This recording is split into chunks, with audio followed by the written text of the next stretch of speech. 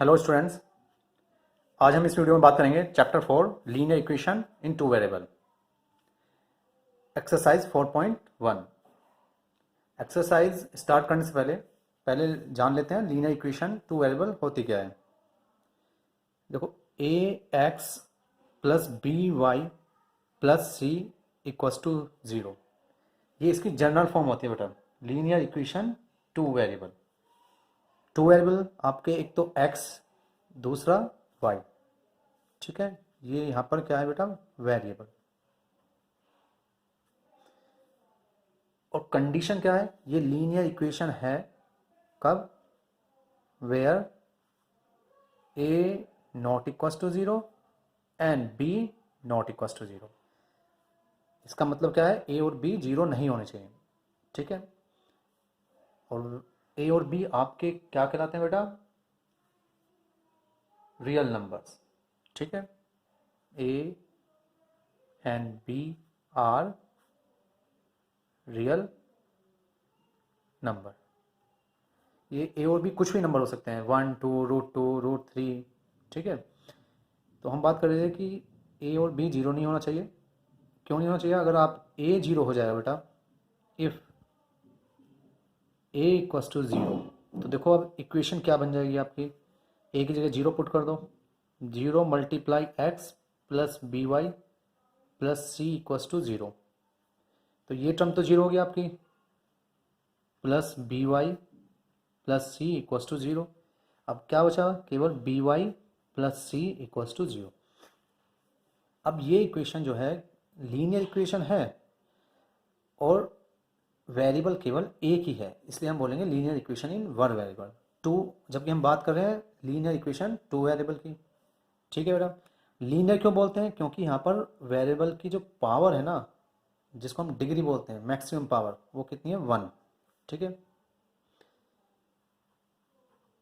Degree of variables is 1, maximum power 1 ही है यहाँ पर, इसलिए हम इसको लीनियर बोल रहे हैं। ठीक है, तो अब एक्सरसाइज सोल्व करते हैं। Exercise 4.1, question number first, the cost of a notebook is twice the cost of a pen. Question में क्या कहता है कि कॉस्ट ऑफ ए नोटबुक, एक नोटबुक है जिसकी कॉस्ट ट्वाइस है, मतलब दो गुना है cost of a pen. Write a linear equation in two variables, आपको लीनियर इक्वेशन लिखनी है टू वेरिएबल्स में। रिप्रेजेंट दिस स्टेटमेंट, ये जो स्टेटमेंट दिया गया है ना, इस स्टेटमेंट को आपको टू वेरिएबल में रिप्रेजेंट करना है। तो देखो कैसे करते हैं बेटा। क्वेश्चन नंबर फर्स्ट, तो कॉस्ट ऑफ ए नोटबुक है, यहाँ पर हम उसको लेट कर लेते हैं। Let the cost of notebook rupees x. ठीक है, और इसी तरह से हम लेट करते हैं the cost of a pen rupees y. ठीक है, नोटबुक की, एक नोटबुक की कॉस्ट एक्स और एक पेन की कॉस्ट वाई। क्वेश्चन के according, according to the question. देखो कंडीशन देखते हैं, हमारा कंडीशन क्या बोल रही है।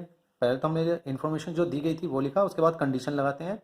कंडीशन क्या कहता है कि notebook is twice the cost of a pen. तो according to the question, cost of a notebook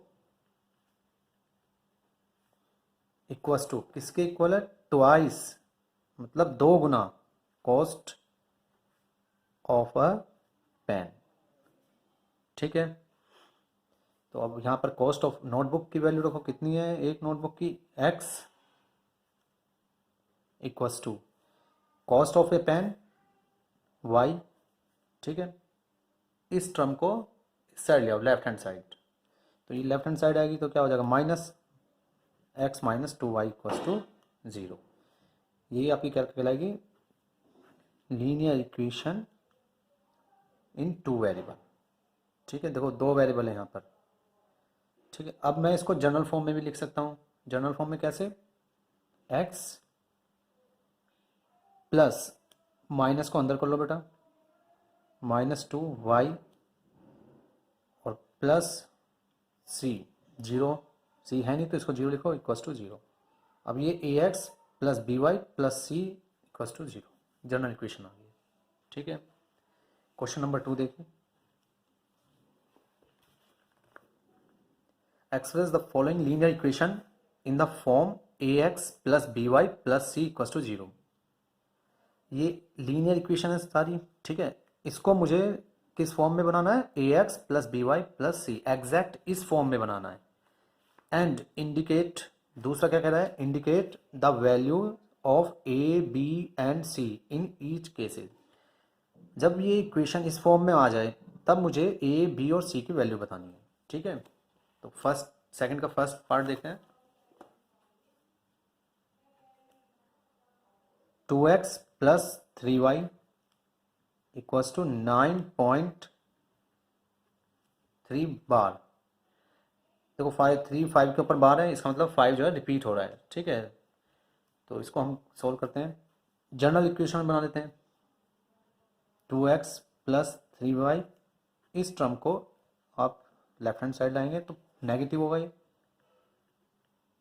और इधर जीरो बचा। इसके बाद इसको जनरल फॉर्म में कन्वर्ट करते हैं, तो देखो 2x as it is plus 3y, general form मेरी क्या थी, ax plus by plus c। तो आप यहाँ देख पा रहे हैं कि सभी में प्लस साइन है। ठीक है, माइनस नहीं है, तो इसका मतलब ये भी प्लस होना चाहिए। अब इसको प्लस कैसे करें, तो यहाँ पर आप लगाओ प्लस साइन और इस माइनस को ब्रैकेट में लिख लो आप, -9.35 बार।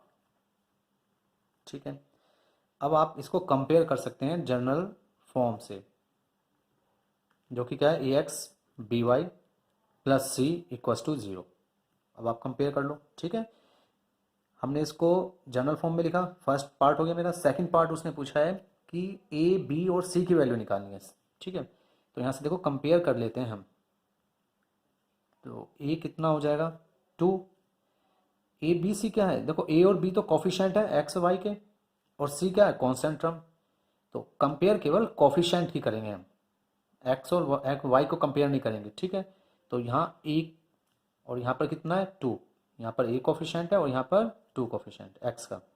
इसी तरह से y का कॉफिशेंट यहाँ पर कितना है b, और यहाँ पर कितना है 3। कांस्टेंट टर्म कितनी है आपके यहाँ पर c, और यहाँ पर -9.35 बार। ये आपका सॉल्यूशन आ गया। सेकंड पार्ट देखते हैं इसका। सेकंड बोल रहा है x minus y upon 5 -10 equals to 0।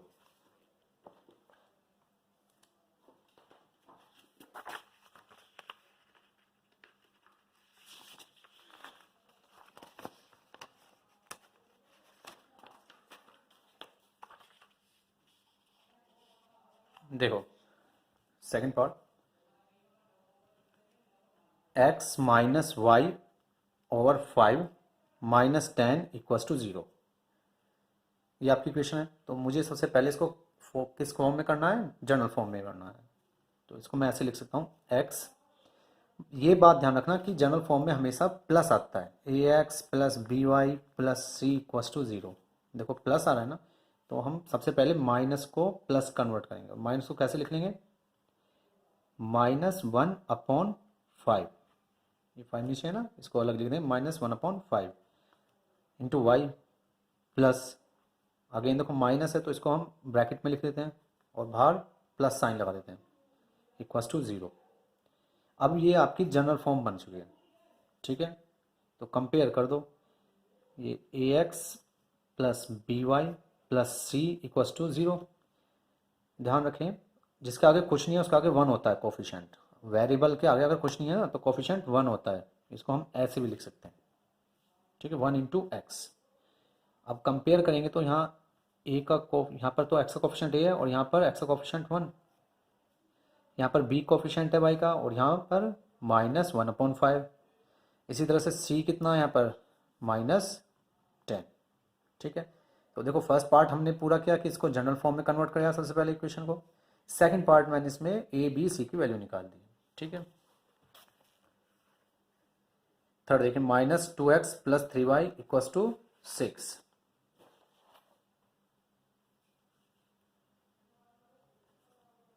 -2x + 3y = 6। तो जनरल फॉर्म में बनाते हैं। 6 को लेफ्ट हैंड साइड लाओ, -2x + 3y, ये इधर आएगा तो -6 = 0। ठीक है, जनरल फॉर्म में बस आप ध्यान रखना राइट हैंड साइड पे केवल 0 होगी और कोई टर्म नहीं होगी, ठीक है। अब ये माइनस साइन को प्लस में कन्वर्ट करना है, तो ब्रैकेट में लिख लो इसको, -2x + 3y plus -6 = 0। General form क्या होती है आपकी, ax + by + c = 0। कंपेयर करो, a कितना है यहाँ पर -2, b y का कोफिशिएंट b है और यहाँ पर y का कोफिशिएंट क्या है 3। कांस्टेंट टर्म यहाँ c है और यहाँ पर -6, तो a b और c की वैल्यू आ गई है, ठीक है। नेक्स्ट देखो question 4, x = 3y।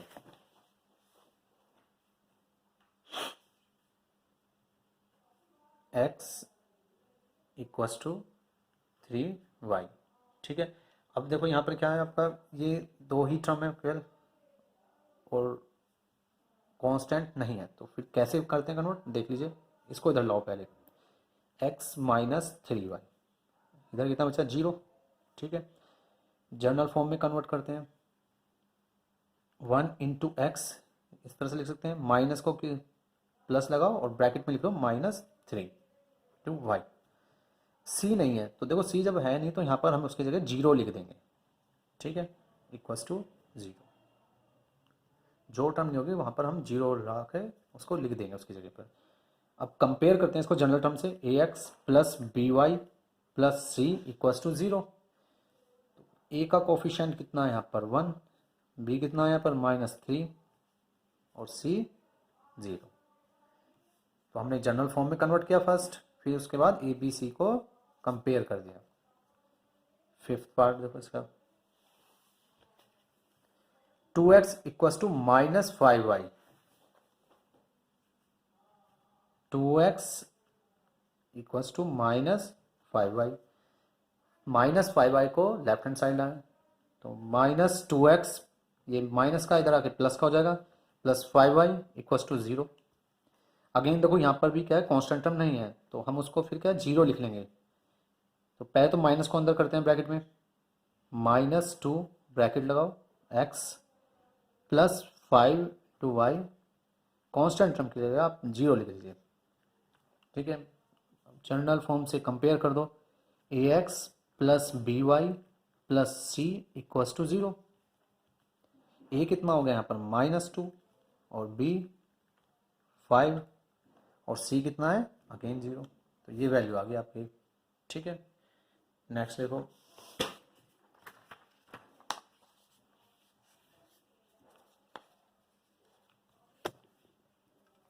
Question number 6 क्या कहता है, 3x + 2 = 0।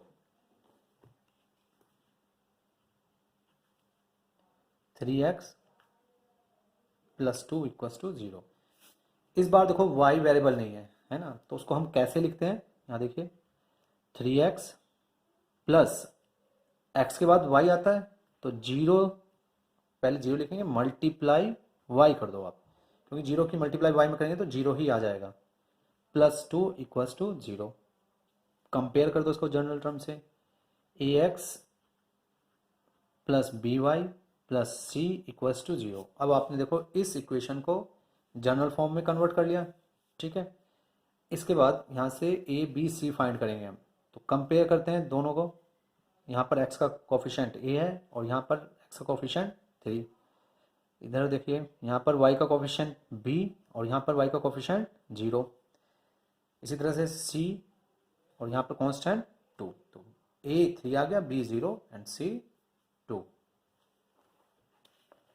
नेक्स्ट देखिए, y - 2 = 0।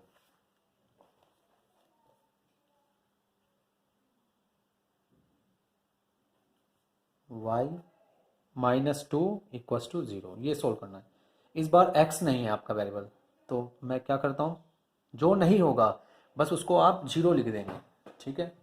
तो zero multiply x plus y, ये माइनस है तो प्लस लिखिए और माइनस को ब्रैकेट में लिख दीजिए। कंपेयर करो जनरल टर्म से, A x plus B Y plus C equals to zero. जिसके आगे कुछ नहीं होता उसके आगे आप वन लगा दो मल्टीप्लाई करके, ठीक है। कंपेयर करो, ए इक्वस टू ज़ीरो आ गया, यहाँ से बी इक्वस टू वन आ गया और यहाँ पर कांस्टेंट टर्म माइनस टू, ठीक है। नेक्स्ट देखो एक question, five equals to two x,